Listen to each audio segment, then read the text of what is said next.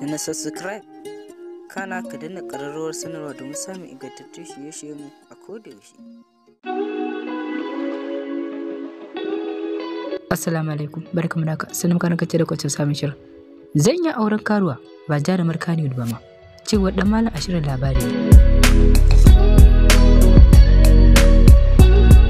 Tattauna da ake da jaruman Kannywood, yau gidan jaridar Aminiya sun yi tattauna da jarumin Kannywood, Baba Sadiq, da ya fito a ɗan gona a shirin kwana 90, ya fito a matsayin dan Malam a shirin Labarina, inda akan tambaye shi abubuwa da suka shafi rayuwarsa.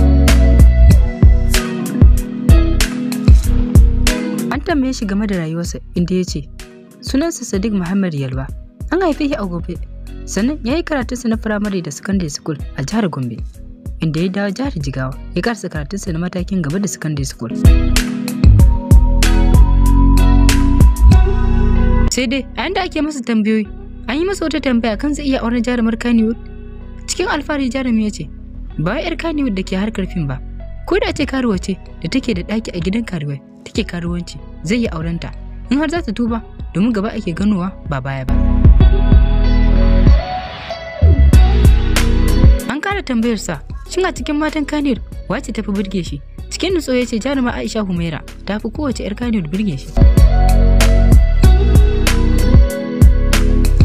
Shi dai Baba Sadiq sabon matashin jarumin Kannywood ne da Raro ta fara saka kwanan nan a cikin shirin na mai dogon zango da kamfanin Aminu Sira wato Labarina, inda ya fito a matsayin dan Malam a cikin shirin.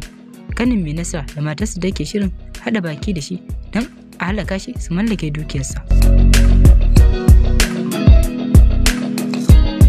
Amma kafin shirin Labarina ya fito a matsayin dan gona a cikin shirin na mai dogon zango na tashar Arewa 24 wato kwana 90, da fatan Allah ba shi mata ta gari. Amin. Da na subscribe kana ka danna ƙararrawar sanarwa domin samun ingantattun shirye-shiryenmu a kodayaushe.